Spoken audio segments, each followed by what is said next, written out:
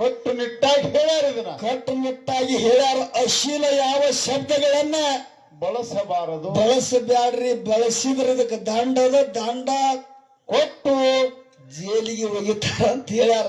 ಹೌದೌದು. ಅದಕ್ಕೆ ಹೆಂಗಾಗ್ಯದ ಅಪ್ಪೆ ಅಗಳೆ ಬಲ್ ಚಂದ ಹಾಡ್ದಾನ, ಚಾಲು ಚಂದ ಹೇಳ್ತಾನ. ಹೌದು. ಹೆಂಗಾಗ್ಯದಂದ್ರ ಹೆಂಗಾಗಿತ್ರಿಪ್ಪ